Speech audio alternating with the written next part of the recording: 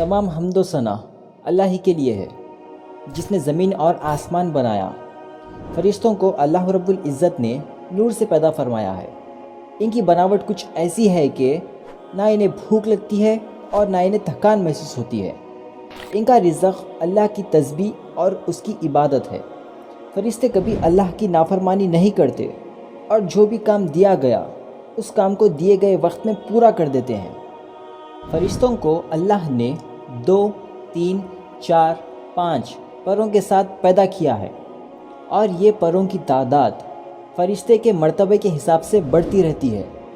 عبداللہ ابن مسعود رضی اللہ عنہ سے روایت ہے کہ جب نبی کریم صلی اللہ علیہ وسلم نے جبرائیل علیہ السلام کو اپنی اصلی شکل میں دیکھا تو دیکھا کہ جبرائیل علیہ السلام کے پروں کی وجہ سے سارا آسمان چھپ گیا تھا اور ان کے 600 پر تھے جس میں سے رنگ کے موتیاں برس رہی تھی۔ فرشتے اللہ کی بہت بڑی مخلوق ہے۔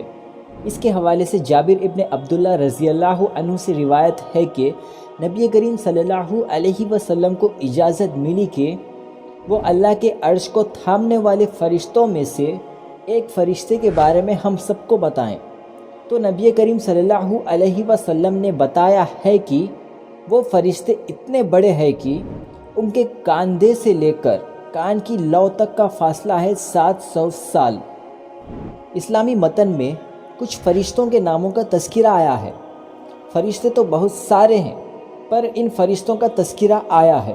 ان میں سے ایک فرشتے ایسے ہیں جو اللہ کا پیغام رسولوں تک پہنچاتے ہیں اور وہ ہے جبرائیل علیہ السلام، جن کے ذریعے سے اللہ نے نبی کریم صلی اللہ علیہ وسلم پر قرآن نازل کی۔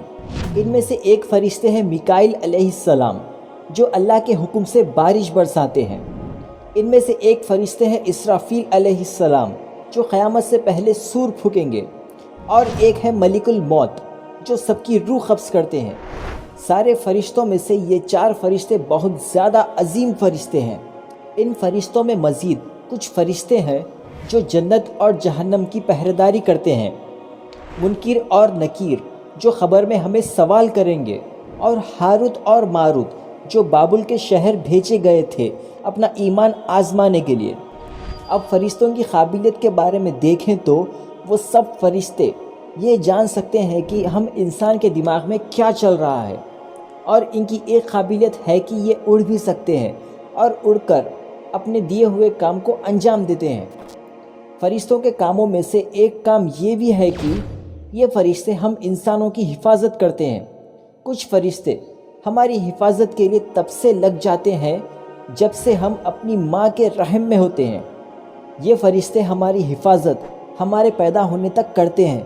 انس بن مالک رضی اللہ عنہ سے روایت ہے کہ نبی کریم صلی اللہ علیہ وسلم نے فرمایا ہے کہ ہر رحم کی حفاظت کے لیے اللہ نے ایک فرشتہ مقرر کیا ہے، اور اب اس بچے کی 4 چیزیں مقرر ہوگی: ایک اس کا جینڈر، دوسرا کہ وہ نیک ہوگا یا بدبخت ہوگا، تیسرا اس کی روزی، چوتھا اس کی عمر۔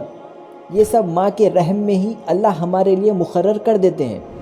فرشتے ہماری حفاظت میں ہر وقت لگے رہتے ہیں، پر وہ ہم سے دور ہو جاتے ہیں اگر ہم ناپاک رہے یا پھر ہم کوئی ایسے گھر میں جائیں جس میں کتے ہو، تصاویر ہو یا کوئی مورتی ہو۔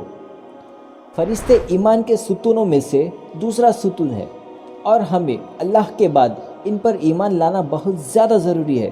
اگر ہم دوسرے ستون فرشتوں پر ایمان لائیں گے تبھی ہم ایمان کے تیسرے ستون رسولوں پر ایمان لا سکیں گے، کیونکہ وہ سب تو فرشتے ہی تھے جنہوں نے اللہ کا پیغام رسولوں تک پہنچایا۔